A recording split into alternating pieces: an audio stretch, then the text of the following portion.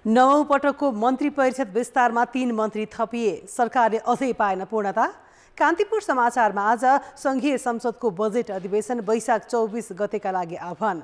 राष्ट्रिय स्वतन्त्र पार्टीलाई गठबन्धन सरकारमा सहभागी गराउने वा नगराउने विषयमा निर्णय लिने जिम्मा प्रधानमन्त्रीलाई। राजनीतिक किचलोका कारण प्रधान न्यायाधीश नियुक्ति प्रक्रिया थप गिजोलियो। यो सँगै हामीसँग हुनेछन् कक्षा 12 को परीक्षा प्रणाली खुकुलो बनाउने तयारी र अर्थ मन्त्रालयका सचिव तोयम राया उपराष्ट्रपतिको कार्यालयमा सरुवा। अन्तर्राष्ट्रियमा सर्बियाको विद्यालयमा गोलीकाण्ड र खेलकुदमा शहीद स्मारक ए डिभिजन लिगको अपडेट। नमस्कार, अब मुख्य समाचार। नक्कली शरणार्थी प्रकरणमा सरकारका बहालवाला सचिव टेकनारायण पाण्डे पक्राउ। दलका नेता समेत छानबिनको दायरामा। गृह मन्त्रालयको तत्कालीन नेतृत्वमाथि नै प्रश्न। कानुनले न्यूनतम उमेर 20 वर्ष तोके पनि घटेन बाल विवाह। अशिक्षाका कारण विवाहित 19 वर्ष मुनिका 13% गर्भवती। सरकारको सचेतना कार्यक्रम भएन प्रभावकारी। पर्वतारोहणमा विदेशी पर्यटकको आकर्षण बढ्यो। 466 जनाले लिए सगरमाथा आरोहणको अनुमति। आरोहण खुला गरिएका हिमालबाट 74 करोड आम्दानी। सर्बियाको राजधानी स्थित एक प्राथमिक विद्यालयमा भएको गोलीकाण्डमा 8 विद्यार्थी सहित 9 जनाको मृत्यु। 14 वर्षीय किशोर नियन्त्रणमा। 3 दिन राष्ट्रिय शोक घोषणा। र हिमालयन शेर्पासँग हार्दा 7 बाटोले गुमायो ए डिभिजन लिगको शीर्षमा उक्लने मौका। मनाङले तोड्यो 7 खेलसम्मको जितविहीन यात्रा। दर्शकको उपस्थिति नबढ्दा रौनक कम। प्रधानमन्त्री पुष्पकमल दाहालले 9औं पटक मन्त्री परिषद विस्तार गर्दा पनि सरकारले पूर्णता पाएको छैन। प्रधानमन्त्री दाहालले आज नेपाली कांग्रेसका तर्फबाट 3 जनालाई मन्त्री परिषदमा सहभागी गराउँदै मन्त्री परिषद विस्तार गरेका हुन्। प्रधानमन्त्रीको सिफारिसमा राष्ट्रपति रामचन्द्र पौडेलले कानुन, न्याय तथा संसदीय मामिला मन्त्रीमा धनराज गुरुङ, स्वास्थ्य तथा जनसङ्ख्या मन्त्रीमा मोहन बहादुर बस्नेत र युवा तथा खेलकुद मन्त्रीमा रेग बहादुर लिम्बुलाई नियुक्त गरेका हुन्। गत पुस 10 गते प्रधानमन्त्री बनेका दाहालले 9औं पटक मन्त्री परिषद विस्तार गरे पनि सरकारले पूर्णता पाएको छैन। दाहालले वन तथा वातावरण र खानेपानी मन्त्रालयको जिम्मेवारी अझै आफैसँग राखेका छन्। नवनियुक्त मन्त्रीको शपथ भोलि दिउँसो 3 बजेका लागि तय गरिएको राष्ट्रपति कार्यालयले जनाएको छ। 3 मन्त्री थपिएसँगै मन्त्री परिषद 22 सदस्यीय भएको छ। सत्ता साझेदार दलको बैठकले राष्ट्रिय स्वतन्त्र पार्टीलाई सरकारमा सहभागी गराउने वा नगराउने भन्ने निर्णय गर्ने जिम्मा प्रधानमन्त्री पुष्पकमल दाहाललाई दिएको छ। प्रधानमन्त्री निवास बालुवाटारमा आज बसेको सत्ता साझेदार दलको बैठकले रासोपालाई सरकारमा सहभागी गराउने वा नगराउने निर्णय गर्ने जिम्मा प्रधानमन्त्रीलाई दिएको हो। बैठकमा गठबन्धनभित्रको विषयलाई लिएर एकीकृत समाजवादी र जनमत पार्टीले राखेको असन्तुष्टिबारे समेत छलफल भएको थियो। पछिल्लो समय एकीकृत समाजवादी र जनमत पार्टीका नेताहरूले गठबन्धनमा सहभागी अन्य दलको विषयलाई लिएर सार्वजनिक रूपमै असन्तुष्टि पोख्दै आएका छन्। गठबन्धन दलहरूका बीचमा नेताले केही कुरा बोल्नु भएको भए पनि त्यसले चाहिँ त अहिलेको गठबन्धनमा कुनै प्रतिकूलता उत्पन्न हुँदैन, कुनै खालको समस्या सिर्जना हुँदैन भन्ने खालले कुरा भएको छ। बैठकमा आगामी आर्थिक वर्ष 2080-81 को नीति तथा कार्यक्रम र बजेटबारे समेत छलफल भएको छ। गठबन्धनको बैठक शुक्रबार पनि बस्ने नेताहरूले बताएका छन्।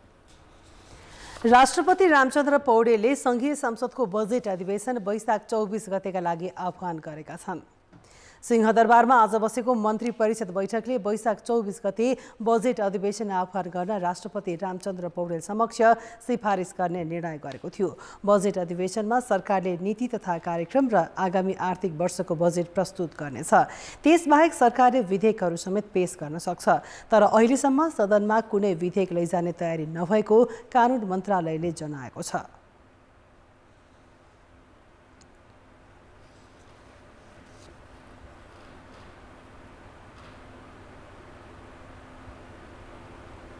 बजेटका अनिवार्य केही ऐनहरू जस्तै आर्थिक विधेयक भयो, आर्थिक ऐन ल्याउनुपर्छ हामीले। त्यस्तै गरी सामूहिक कर असुल सम्बन्धी व्यवस्थाहरू बजेट कार्यान्वयन गर्नलाई एउटा सालबसाली रूपमा ल्याउनुपर्ने विधेयकहरूको एउटा कुरा भयो। त्योभन्दा बाहेक अब वर्षे अधिवेशनलाई भनेर अथवा बजेट यो अधिवेशनलाई आगामी अधिवेशनलाई भनेर छुट्टै त्यस्तो केही छैन। अलरेडी पाइपलाइनमा भएका कुराहरू नै तिनै रहने हुन्, तिनै विचाराधीन हुने हुन्।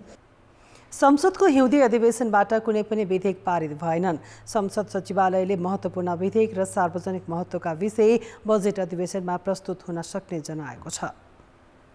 सरकारले पनि नयाँ विधेयक ल्याउन सक्छ, सदस्यहरूले पनि नयाँ विधेयक दर्ता गर्न सक्नुहुन्छ। त्यसैले विधेयक पनि अधिवेशनको एजेन्डा बन्छ। यसका अतिरिक्त सदस्यहरूले विभिन्न संसदीय प्रस्तावहरू दर्ता गर्न सक्नुहुन्छ। जरुरी सार्वजनिक महत्त्वको प्रस्ताव, ध्यानाकर्षण प्रस्ताव, सङ्कल्प प्रस्ताव। जेठ 15 गते आगामी आर्थिक वर्षको बजेट संसदमा सार्वजनिक गर्नुपर्ने संवैधानिक व्यवस्था छ। संघीय संसदको दुवै सदनको बैठक वैशाख 24 गते अपराह्न 4 बजेका लागि बोलाइएको छ। देशको आन्तरिक सुरक्षा संयन्त्रको सबैभन्दा उच्च निकाय हो गृह मन्त्रालय, जसले मुलुकको सुरक्षासँग जोडिने हरेक समस्याको समाधान गर्ने जिम्मेवारी पाएको छ। तर गृहकै नेतृत्वमा बसेकाहरूले नै गैर कानुनी काम गरेको आरोप लागेको छ। नक्कली भुटानी शरणार्थी बनाउन भूमिका खेलेको आरोपमा तत्कालीन गृहमन्त्रीका सुरक्षा सल्लाहकारदेखि गृह सचिवसम्म पक्राउ परेपछि गम्भीर प्रश्न उठेको छ। नेपाल प्रहरी पछिल्लो 40 दिनदेखि एउटा गम्भीर कसुरको अनुसन्धानमा छ। भुटानी शरणार्थी बनाएर अमेरिका पठाइदिने भन्दै रकम असुल गरेको आरोपमा पीडितले दिएको उजुरीबाट सुरु भएको अनुसन्धानले अहिले मुलुकको सुरक्षा संयन्त्रको नेतृत्व सम्हाल्ने गृह मन्त्रालयका नेतृत्वलाई समेत कानुनको कठघरामा उभ्याएको छ। 429 जना व्यक्तिलाई भुटानी शरणार्थी बनाएर अमेरिका पठाउने भन्दै 50 लाखसम्म असुल गरेको घटनामा प्रहरी अनुसन्धानले तत्कालीन गृहमन्त्री रामबहादुर थापाका सुरक्षा सल्लाहकार इन्द्रजित राई र गृह सचिव टेकनारायण पाण्डेलाई आरोपी देखाएपछि पक्राउ परेका छन्। 2076 सालमा नेपालमा रहेका भुटानी शरणार्थीको समस्या समाधानका लागि पूर्व सहसचिव बालकृष्ण पन्थीको नेतृत्वमा समिति बनेको थियो। समितिको प्रतिवेदनमा शरणार्थीको सूचीमा 429 जना नक्कली व्यक्ति थपिएको खुलेको हो। उनीहरूबाट अमेरिका पठाइदिने भन्दै 50 लाखसम्म असुल गरे पनि UNHCRको सूचीमा नपरेपछि पीडितहरू प्रहरीमा पुगे। प्रहरीको अनुसन्धानका क्रममा गृह मन्त्रालयमा सेटिङ मिलाउने मुख्य आरोपी केशव दुलाल र सानु भण्डारी सहित 5 जना पक्राउ परे। उनीहरूको साथबाट बरामद डायरीमा इन्द्रजित राईले रकम लिएको तथ्य भेटिएपछि मङ्गलबार पक्राउ परे। तत्कालीन गृह सचिव पाण्डेले पनि रकम लिएको तथ्य भेटिएपछि बुधबार प्रहरीले पक्राउ गरेको हो। अहिलेसम्म हामीले डाक्टर इन्द्रजित राई र टेकनारायण पाण्डे 2 जना हामीले चाहिँ अहिले ल्याएर चाहिँ उहाँहरूमाथि अनुसन्धान भइरहेछ। अब फर्दर भनेको हामीले संलग्नता कति के भन्ने खालकै कुराहरू र पीडित अझ कति जति हुन सक्छन् भन्ने खालकै कुराहरू चाहिँ हाम्रो अनुसन्धान त्यसैमा नि फोकस भएर अगाडि बढ्छ। हेर्दै जाउँ अब अनुसन्धानले अन्य कुराहरू पनि केही ल्याउला। नक्कली भुटानी शरणार्थीको विषयलाई प्रहरीले सङ्गठित अपराधमा राखेर 7 जनालाई पक्राउ गरिसकेको छ। तर बहालवाला सचिव नै सङ्गठित अपराधको अभियोगमा पक्राउ परेको यो सम्भवतः पहिलो पटक हो। उनीभन्दा अघिका गृह सचिव महेश्वर नेउपाने समेत शङ्काको घेरामा छन्। त्यसो त तत्कालीन मन्त्री थापाका छोरा प्रतीक थापा, पक्राउ परेकाहरूसँगै हेलिकप्टरमै यात्रा गरेका पूर्व ऊर्जा मन्त्री टोप बहादुर रायमाझी र 1.5 करोडको चेक बुझेका उनका छोरा सन्दीपको संलग्नतामाथि पनि प्रहरी अनुसन्धान केन्द्रित छ। अमेरिका जाने सपना देखेर रकम बुझाएका 20 जनाभन्दा बढीले प्रहरीमा उजुरी दिएका छन्। उनीहरूले 23 करोड रुपियाँ ठगी भएको बताएका छन्। अब यो मुद्दा चाहिँ हामीले विशेष त 2टा उजुरी जाहेरीबाट चाहिँ उठान गरेको मुद्दा हो। अहिलेसम्म हामीमा 20 वटा उजुरीहरू आइसकेको छ र यही उजुरी 20 वटाको अनुसन्धान गर्दै जाँदाखेरि सुरुमा समातिएका 5 जना र 5 जनाहरूबाट र अन्य अनुसन्धानहरूबाट खोल्दै गइसकेपछि अनि थप 2 जना मान्छेहरू हामीले लिएर आएका छौँ र उहाँहरूमाथि पनि सम्मानित अदालतबाट म्याद थप भएर अहिले चाहिँ अनुसन्धान अब अगाडि बढिसकेको छ। 60 दिनसम्म हिरासतमा राखेर अनुसन्धान गर्न पाउने कानुनी व्यवस्था अनुसार प्रहरीले अनुसन्धान अगाडि बढाइरहेको छ। शरणार्थी जस्तो अन्तर्राष्ट्रिय चासोको विषयमा नागरिकबाट रकम असुल गरेर विदेश पठाउन गृह प्रशासनकै संलग्नता अत्यन्तै संवेदनशील देखिएको छ। कान्तिपुर समाचारका लागि क्यामेरामा राजेन्द्र महर्जन र सञ्जय लुइटेलका साथमा रमेश धमला, काठमाडौँ। कानुन अनुसार नेपालमा 20 वर्ष उमेर पूरा नभई विवाह गर्न पाइँदैन, तर व्यवहारमा कानुन पालना भएको छैन। विडम्बना के छ भने 19 वर्ष नपुग्दै गर्भवती हुनेको सङ्ख्या 13% भन्दा बढी छ।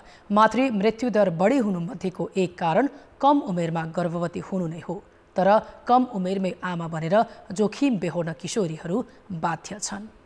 सन् 1996 को नेपाल जनसाङ्ख्यिक स्वास्थ्य सर्वेक्षणले 15 देखि 19 वर्षको उमेर समूहका 2229 जनामा गरेको अध्ययनले 23.9% कम उमेरमै गर्भवती भएको देखाएको थियो। 2022 को जनसाङ्ख्यिक सर्वेक्षणमा सोही उमेर समूहका 2643 जनामा अध्ययन गर्दा 13.6% गर्भवती भएको पाइयो। तुलनात्मक रूपमा 15 देखि 19 वर्ष उमेर समूहका युवती गर्भवती हुने दर घटेको देखिए पनि यो अझै चिन्ताको विषय हो। सन् 1996 मा गर्भवती भएका कम उमेर समूहका युवतीमध्ये 31.8% अशिक्षित थिए। सन् 2022 मा आइपुग्दा पनि कम उमेरमा गर्भवती हुनेहरूमध्ये 32.7% अशिक्षित नै पाइएको छ। यसले पनि अझै अशिक्षित युवतीको विवाह सानै उमेरमा हुने गरेको देखाउँछ। नघटेको कहाँ हो भन्दाखेरि जो किशोरीहरू अशिक्षित थिए अथवा उनीहरूको कुनै शैक्षिक पृष्ठभूमि थिएन, पढे लेखेका थिएनन्, तिनीहरूमा लगभग त्यति बेला पनि 32%, 1996 मा पनि 32% उनीहरू चाहिँ गर्भवती भएको पाइन्छ भने अहिले पनि लगभग त्यही हाराहारीमा छ।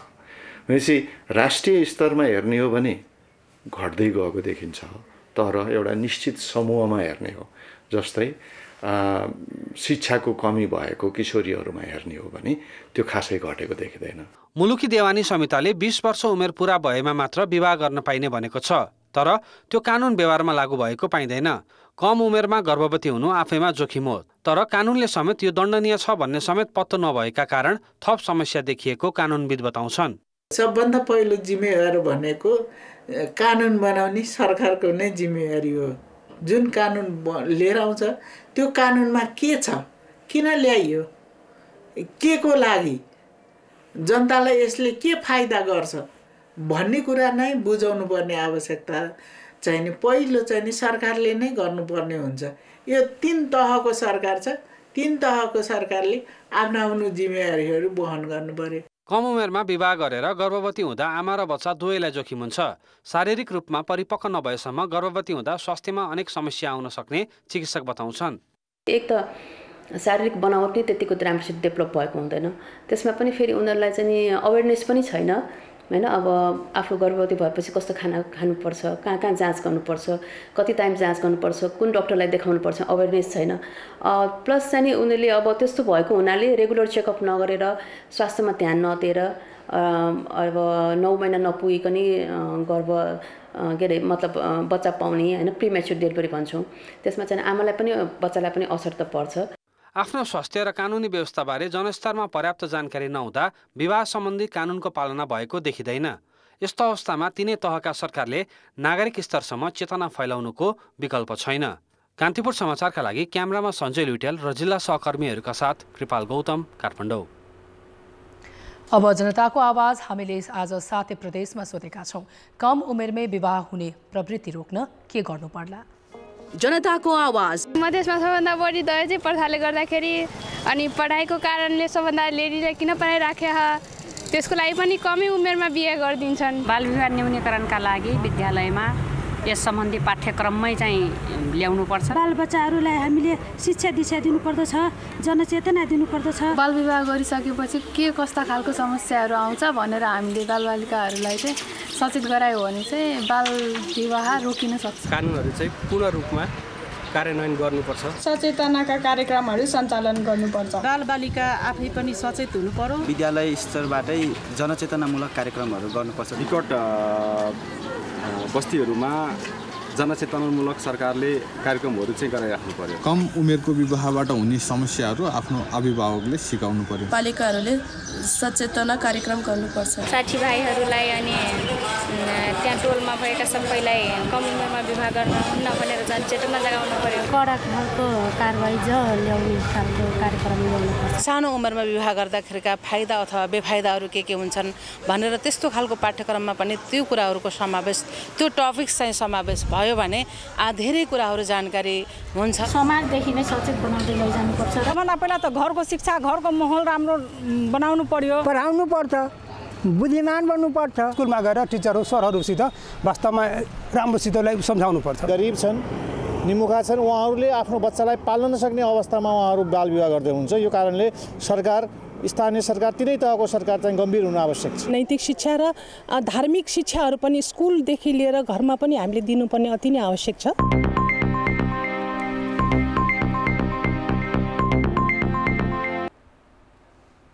दार्चुलामा हिम पहिरोमा परि बेपत्ता भएका मध्ये 3 जनाको शव फेला परेको छ।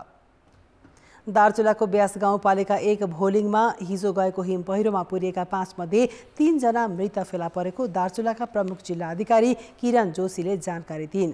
हिम पहिरोमा परि मृत्यु भएका मध्ये दुहु गाउँपालिका 4 का प्रवीण कुँवरको मात्रै पहिचान भएको छ।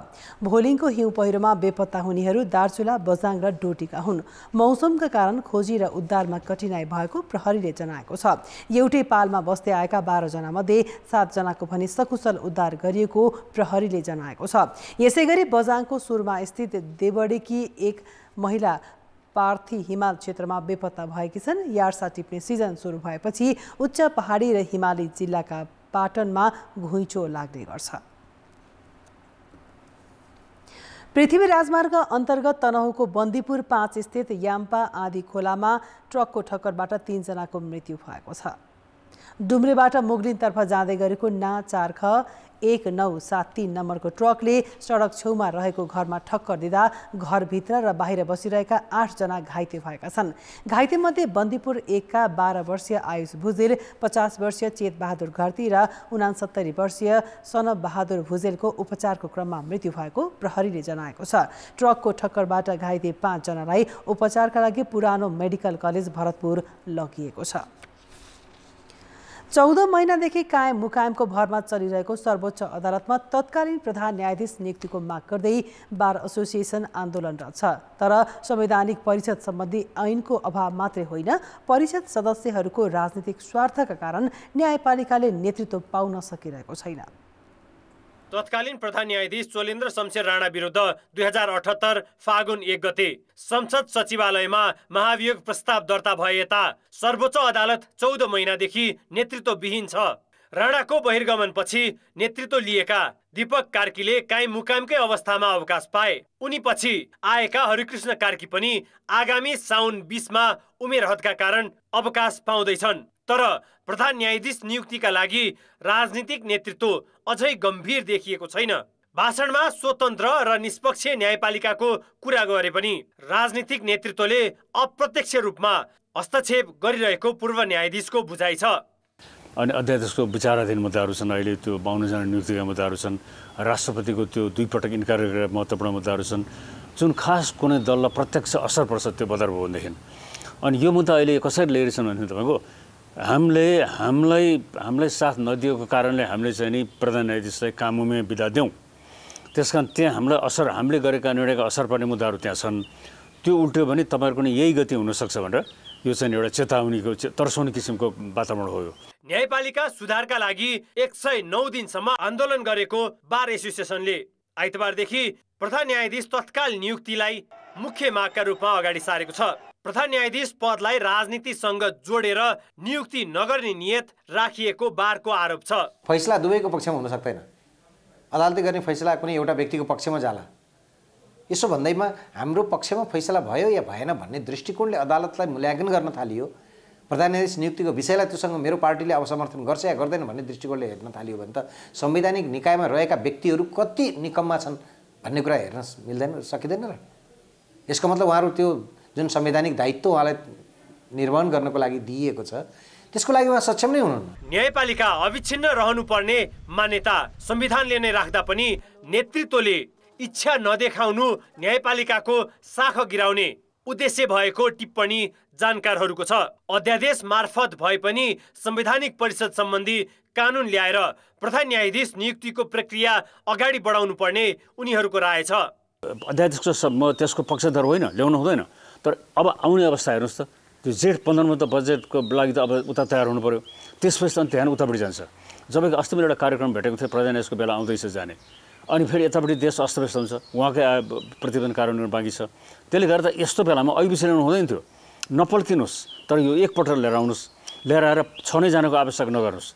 प्रधानमन्त्रीको आवश्यकता छ, त्यो बाहेक अरू नआए पनि पास गर्ने किसिमको अध्यादेश ल्याउनुहोस्। स्वतन्त्र र निष्पक्ष रहनुपर्ने न्यायपालिका जब राजनीतिक छायामा पर्छ, राज्यका अन्य अङ्ग पनि क्रमशः कमजोर हुँदै जान्छन्। त्यसैले राजनीति र स्वार्थभन्दा माथि रहेर सकेसम्म चाँडो न्यायपालिकालाई नेतृत्व दिन संवैधानिक परिषदमा रहेका राजनीतिज्ञले गम्भीर हुनुपर्ने देखिन्छ। कान्तिपुर समाचारका लागि क्यामेरामा राजेन्द्र महर्जनका साथ सुबिन्द्र श्रेष्ठ, काठमाडौँ। भारतको नयाँ दिल्ली स्थित all India institute of medical sciences एम्समा पढ्ने नेपाली विद्यार्थीहरूमाथि प्रशासनले असमान व्यवहार गर्ने गरेको छ। स्नातकोत्तर वा सोभन्दा माथि एमडी, एमएस, एमडीएस, डीएम र एमसीएचमा भर्ना भएका नेपाली चिकित्सक विद्यार्थी आफ्ना भारतीय सहकर्मी सरह सुविधा पाउनबाट वञ्चित छन्। भारतको राजधानी नयाँ दिल्लीबाट सहकर्मी राजेश मिश्रको रिपोर्ट। चिकित्सा शिक्षा अध्ययनका लागि अब्बल मानिने दिल्लीको all India institute of medical sciences एम्समा अहिले विभिन्न तहमा गरेर 50 भन्दा बढी एमडी, एमएस लगायतका चिकित्सा विषयका नेपाली विद्यार्थी अध्ययनरत छन्। उस्तै प्रतिस्पर्धाबाट छानिएर आएका र समान अध्ययन तथा काम गरिरहेका नेपाली चिकित्सकलाई एम्सले जीवन निर्वाह भत्ता दिँदैन, जबकि सँगै पढ्ने भारतीय विद्यार्थीहरूले मासिक 90,000 भारतीय रुपियाँ पारिश्रमिक पाउँछन्। हाम्रो नेपालबाट चाहिँ तपाईँको 40-50 जना चाहिँ नेपाली डाक्टरहरू हुनुहुन्छ, तर मुख्य कारण चाहिँ के छ भनेपछि यहाँ तपाईँको चाहिँ हामीलाई स्टाइपेन्ड पाइँदैन, तर हामीसँगै साथीमा काम गर्ने चाहिँ इन्डियन साथीहरूले चाहिँ पाएर हुन्छ। अब उनीहरूले चाहिँ गर्नुपर्ने चाहिँ काम उति नै हुन्छ, हामीले पनि गर्नुपर्ने उति नै काम हुन्छ, तर हामीले चाहिँ पाइरा हुँदैन। एम्समा दर्जन जति विषयमा एमडी स्तरमा विशेषज्ञ चिकित्सकीय पढाइ हुन्छ। हरेक 6 महिनामा विषयगत रूपमा भर्ना खुलाइन्छ।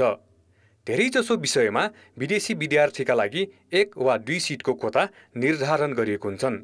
ती विदेशी सिटमा नेपाली विद्यार्थीहरूले भर्ना पाउँछन्। यो विषयलाई हामीले पटक पटक यहाँको प्रशासन तथा हाम्रो नेपाल सरकारसँग पहल गर्दै आएका छौँ, तर पनि कुनै सुनवाई भएको छैन। तसर्थ अब आउने सम्माननीय प्रधानमन्त्रीको यस भारत भ्रमणको समयमा यस विषयलाई जोडदारका साथ उठाई हाम्रो समस्याहरू समाधानका लागि माग गरिदिनु हुन माग गर्दछु। भारतमै post graduate institute of medical education and research Chandigarh तथा Jawaharlal institute of post graduate medical education and research पुडुचेरीले सन् 2020देखि नेपाली विद्यार्थीलाई जीवन निर्वाह भत्ता दिन थालेको छ।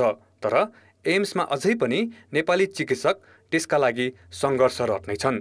बारम्बार हामीले चाहिँ नेपाल गभर्मेन्टदेखि लिएर इन्डियन यहाँको एडमिनिस्ट्रेसन लगायत यहाँको हेल्थ मिनिस्टरसँग हामीले चाहिँ आफ्नो स्टाइपेन्ड नपाएको कुराहरू राखिरहेका छौँ। नेपाली विद्यार्थीलाई जीवन निर्वाह भत्ताका विषयमा एम्स प्रशासनले भारतको केन्द्र सरकारको अनुमति र बजेट कुरेर बसेको जनाएको छ। कान्तिपुर समाचारका लागि भारतको नयाँ दिल्लीबाट राजेश मिश्रको रिपोर्ट। कक्षा 12मा 2 भन्दा बढी विषयमा फेल भए पनि ग्रेड वृद्धि परीक्षामा सहभागी हुन पाउने व्यवस्था गरिने भएको छ।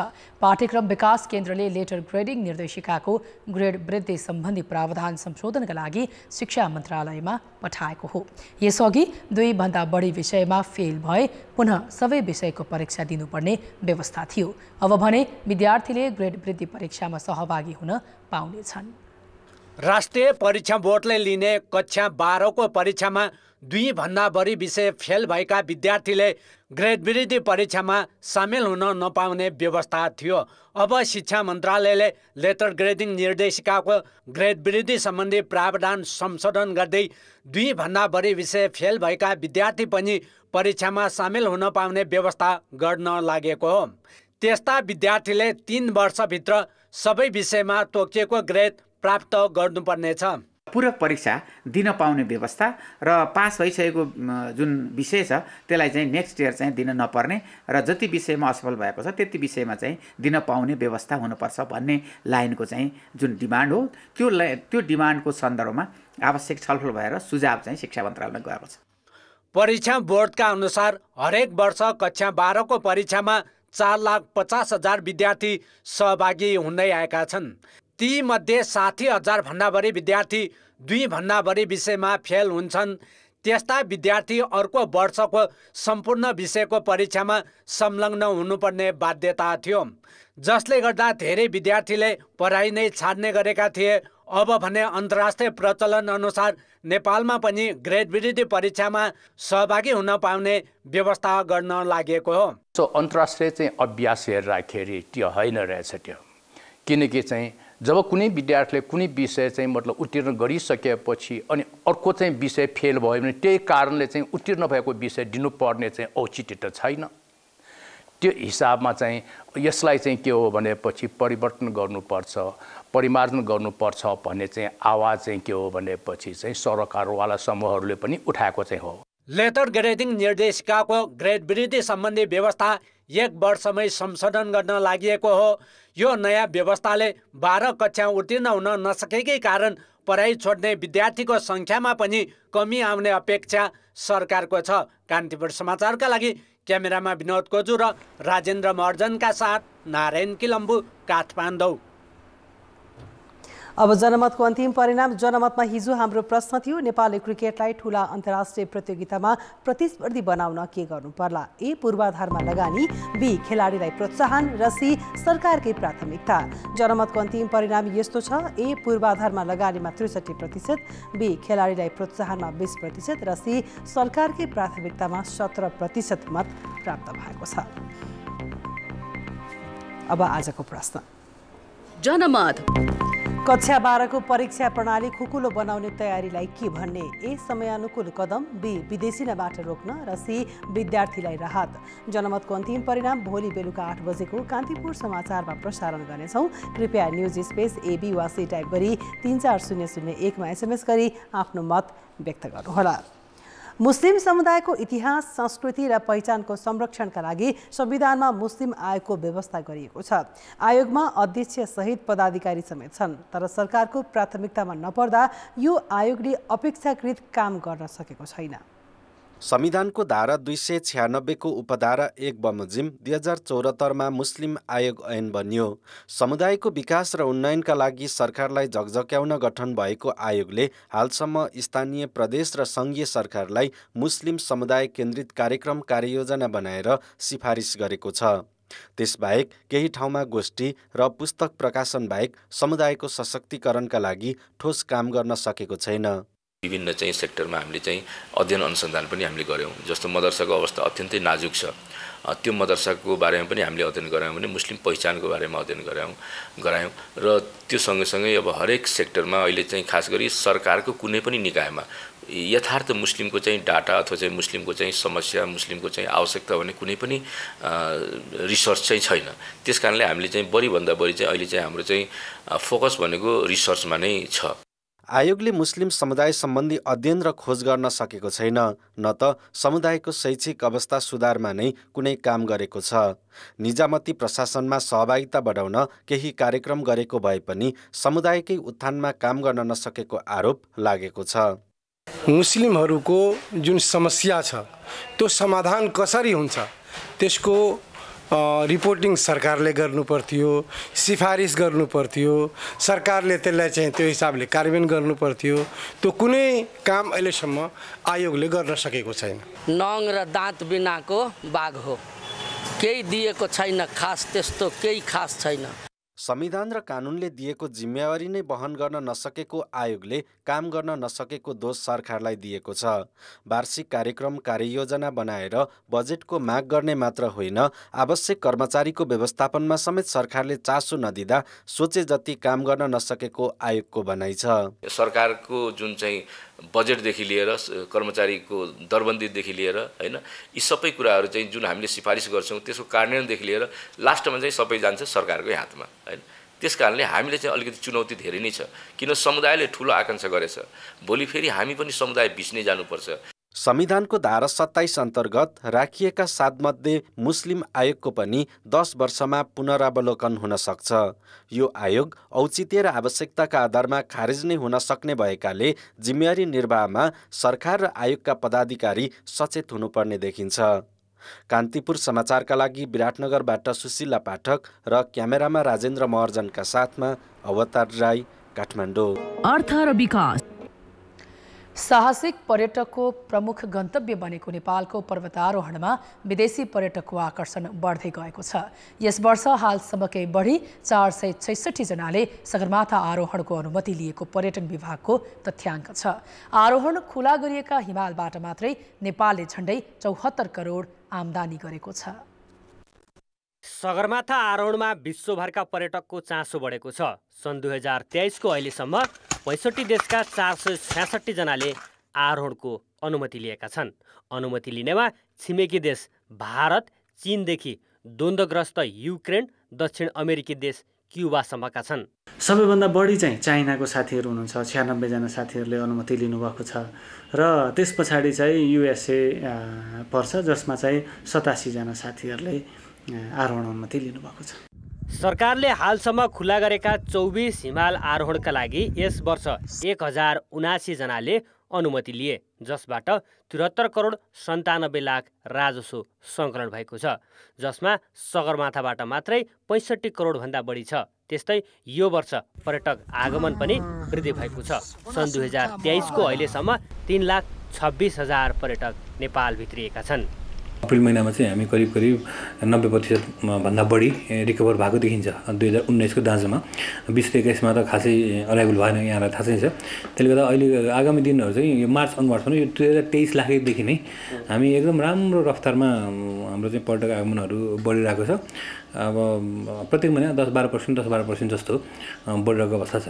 2023 को अप्रिल महिनामा मात्रै 98,773 पर्यटक नेपाल भित्रिएका छन्। यो सन् 2019 को तुलनामा 11,000ले कम हो।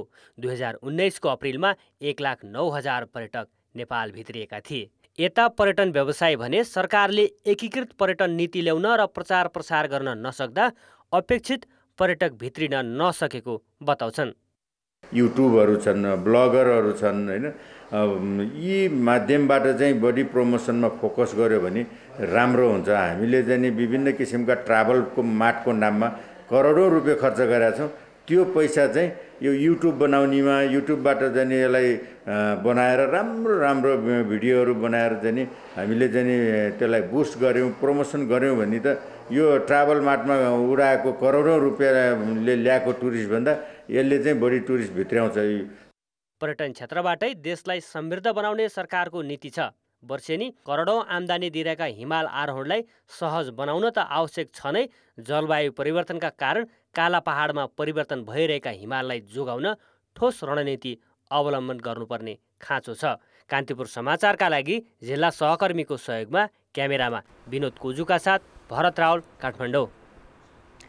पूर्व प्रधानमन्त्री झलनाथ खनालको गाडी जहाजको एप्रोनसम्म पुगेपछि नेपाल नागरिक उड्डयन प्राधिकरण क्यानले त्रिभुवन अन्तर्राष्ट्रिय विमानस्थलसँग स्पष्टीकरण मागेको छ। जनकपुरबाट बुद्ध एयरको जहाजमा आज साँझ काठमाडौँ ओर्लिएका खनालको गाडी सुरक्षाका दृष्टिले संवेदनशील मानिने जहाजको ढोकासम्म पुगेको भन्दै क्यानले विमानस्थललाई स्पष्टीकरण सोधेको हो। गाडी त्यहाँसम्म पुग्न अनुमति नलिएको बारे लिखित जवाफ मागिएको प्राधिकरणका महानिर्देशक प्रदीप अधिकारीले बताएका छन्। स्पष्टीकरण पत्रमा पूर्व प्रधानमन्त्री खनाल राजपत्रमा उल्लेख गरिए अनुसार VVIPको सूचीमा नपर्ने उल्लेख छ। यता विमानस्थलका प्रवक्ता टेकनाथ सिटौलाले भने एप्रोनसम्म नभई नियमअनुसार पार्किङसम्म मात्रै जान दिएको बताए। अब अन्तर्राष्ट्रिय समाचार। सर्बियाको राजधानी बेलग्रेड स्थित प्राथमिक विद्यालयमा गोली प्रहार हुँदा 9 जना मारिएका छन्। मृत्यु हुनेमा 8 विद्यार्थी र 1 सुरक्षाकर्मी छन्। आक्रमणमा 6 विद्यार्थी र 1 शिक्षक पनि घाइते भएका छन्। उनीहरूलाई स्थानीय अस्पतालमा उपचारका लागि भर्ना गरिएको छ। भ्लाडिस्लाव ब्लिन्कर स्कुलमा भएको उक्त घटनामा संलग्न रहेको आरोपमा प्रहरीले 14 वर्षीय एक किशोरलाई पक्राउ गरेको छ। आक्रमणकारीले पहिले इतिहास विषयको कक्षामा प्रवेश गरेर शिक्षकमाथि गोली चलाएको र त्यसपछि विद्यार्थीमाथि प्रहार गरेको प्रत्यक्षदर्शीले जनाएका छन्। ती किशोरले आफ्ना बाबुले चलाउने बन्दुक प्रयोग गरेको अधिकारीहरूले जनाएका छन्। सर्बिया सरकारले देशभर 3 दिन शोक मनाउने घोषणा गरेको छ। विश्वभर 31 मुलुकमा प्रेस स्वतन्त्रता निकै गम्भीर अवस्थामा रहेको पाइएको छ। रिपोर्टर्स विदाउट बोर्डर्स RSFले आज सार्वजनिक गरेको विश्व प्रेस स्वतन्त्रता सूचकाङ्क 2023 का अनुसार 42 मुलुकको अवस्था कठिन, 55 को समस्याग्रस्त र 52 को अवस्था सन्तोषजनक रहेको देखिएको हो। आरएसएफले विश्वका 180 मुलुकमा पत्रकारिताको अवस्था मूल्याङ्कन गरेको हो। समग्रमा विश्वका 10 मध्ये 7 मुलुकको अवस्था खराब रहेको र 10 मध्ये 3 मुलुकको अवस्था सन्तोषजनक रहेको रिपोर्टमा उल्लेख छ। सन् 2023 ता 6 पत्रकार मारिएका छन् भने 546 जना हिरासतमा रहेको आरएसएफले जनाएको छ। सूचकाङ्कको पहिलो स्थानमा नर्वे छ। 180 मुलुकमध्ये पुछारमा 3 मा एसियाली मुलुक छन्। यस्तै दक्षिण एसियामा प्रेस स्वतन्त्रताका हिसाबले नेपालभन्दा अगाडि भुटान छ। भुटान 90औं स्थानमा छ भने नेपालको स्थान 95 रहेको छ। खेलकुद समाचार। कान्तिपुर खेलकुद समाचारमा स्वागत छ। शहीद स्मारक ए डिभिजन लिगमा हिमालयन शेर्पासँग सातवाटो युवा क्लब 1-0 गोलले पराजित भएको छ। यो पराजयसँगै सातवाटोले लिगको शीर्ष स्थानमा उक्लिने मौका गुमाएको छ। च्यासल मैदानमा भएको खेलको पहिलो हाफमा कुनै गोल भएन। 20औं मिनेटमा विलियम ओपुक्यूले गरेको प्रहार पोस्टमाथिबाट बाहिरियो। 63औं मिनेटमा पिस्टोनले मिलाइदिएको पासमा खामिर गिल्सेन खान्दोनवाले गोल गरेर डेडलक तोडेका हुन्। उनले बक्सको छेउबाट उत्कृष्ट गोल गरेका हुन्। त्यसपछि दुवै टिमबाट गोल हुन सकेन। ओपुक्यूले निर्धारित समयको अन्त्यतिर गरेको प्रहार गोलरक्षक किशोर गिरीले बचाए। रिबाउन्डमा आएको बलमा दीपक सिंह ठकुरीले गरेको प्रहार किशोरले मुस्किलले बचाएपछि सातवाटोले बराबरी गोल फर्काउने मौका गुमायो। खामिरको गोल नै शेर्पाको जितमा निर्णायक बन्यो। लगातार 5 खेलसम्म अपराजित शेर्पा यो जितपछि 8औं स्थानमा उक्लेको छ। उसको 14 खेलबाट 17 अङ्क छ। 14औं स्थानमा झरेको सातवाटोको 22 अङ्क छ। लिगको अर्को खेलमा चर्च बोइज युनाइटेडले फ्रेन्ड्समाथि 2-1 गोलको पुनरागमन जित हात पारेको छ।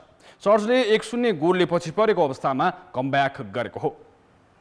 दशरथ रङ्गशालामा भएको खेलको 14औं मिनेटमा नै फ्रेन्ड्सले अग्रता बनायो।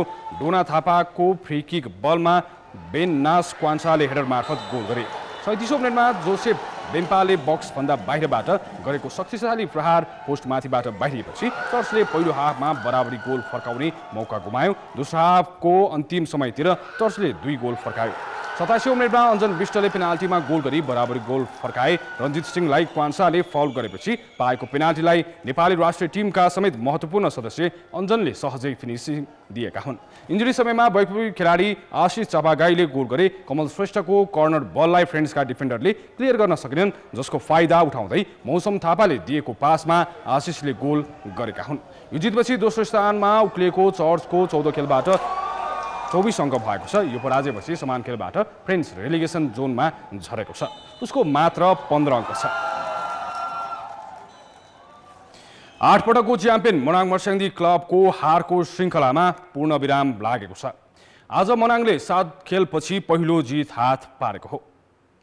दशरथ रङ्गशालामा भएको खेलमा मनाङले आज चिर प्रतिद्वन्दी त्रिभुवन आर्मी क्लबलाई 1-0 गोलले हरायो। निर्धारित समयमा गोल नभएपछि मनाङले अङ्क बाँड्ने निश्चित जस्तै बनेको थियो, तर इन्जुरी समयमा विजय श्रेष्ठको पासमा कोफी कौडुले पेनाल्टी क्षेत्रभित्रबाट गोल गरेका हुन्। सोही गोल मनाङको जितमा पर्याप्त बन्यो। मनाङले अघिल्ला 7 खेलमा 1 बराबरी खेल्दा बाँकी 6 खेल हार बिहोरेको थियो। यो जितपछि मनाङ 6औं स्थानमा उक्लेको छ। उसको 14 खेलबाट 18 अङ्क छ। 5औं स्थानमा रहेको आर्मीको समान खेलबाट 20 अङ्क छ।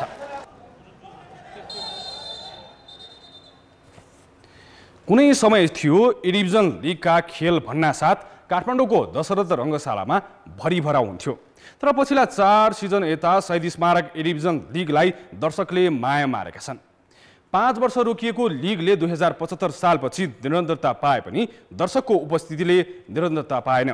लिगप्रतिको आकर्षण लगातार घट्दा न शीर्ष डिभिजन टिम दर्शक लोभ्याउन सक्रिय छन्, न एन्फाले नै कुनै नयाँ योजना ल्याएको छ। कुनै समय मनाङ र 3 स्टारको खेल हेर्न दशरथ रङ्गशालामा दर्शक थामी नसक्नुहुन्थे। विभागीय आर्मी र पुलिसको खेलले पनि हजारौंलाई तान्थ्यो। पछिल्ला केही वर्ष मनाङ र मचिन्द्र क्लब बीचको खेलले पनि दर्शकलाई मैदानसम्म ल्याउँथ्यो। सङ्कटा, एनआरटी लगायत शीर्ष डिभिजन क्लबका आफ्नै दर्शक थिए, तर यसपटक यी कुनै पनि खेलले दर्शक तान्न सकेको छैन। शहीद स्मारक ए डिभिजन लिगको 7औं चरणमा घरेलु फुटबलकै महाभिडन्त मानिने मनाङ र 3 स्टार बीचको खेल हेर्न 2835 दर्शक मात्र पुगेको तथ्याङ्क छ। आर्मी र पुलिसको भिडन्त हेर्न 800, मनाङ र मचिन्द्रको पहिलो लेगमा 1500 जना मात्र दर्शक पुगे। एपीएफ र 3 स्टार बीचको खेलले पाएको 3500 दर्शक नै पहिलो लेगमा सर्वाधिक उपस्थिति बनेको छ।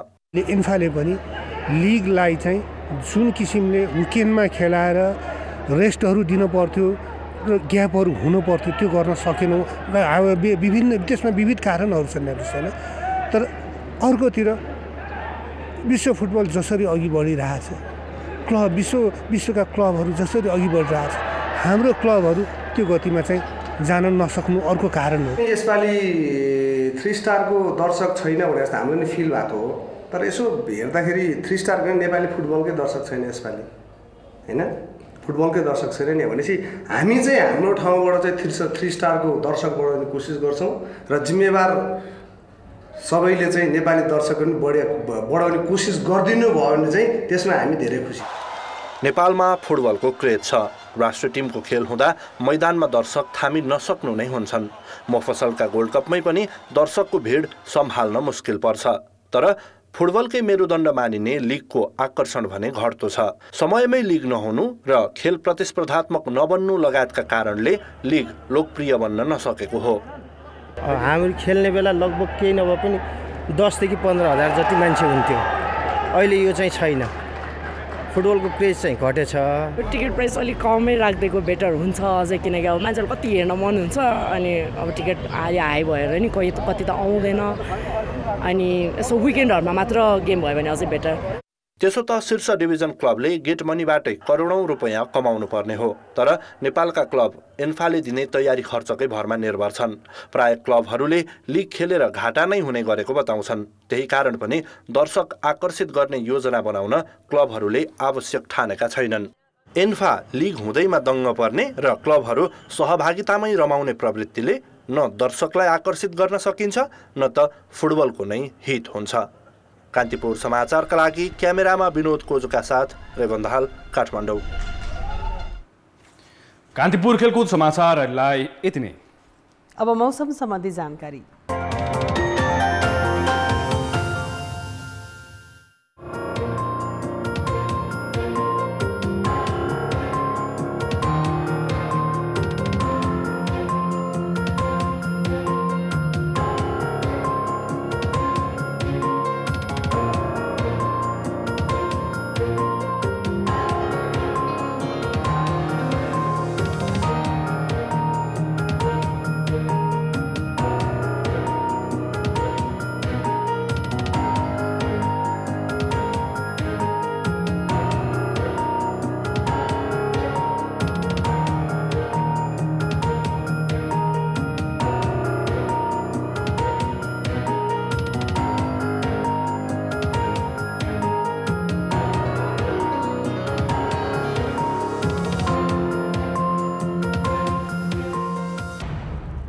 कान्तिपुर समाचार अहिलेलाई सकियो। कान्तिपुर टेलिभिजन हेर्दै गर्नुहोला। नमस्ते।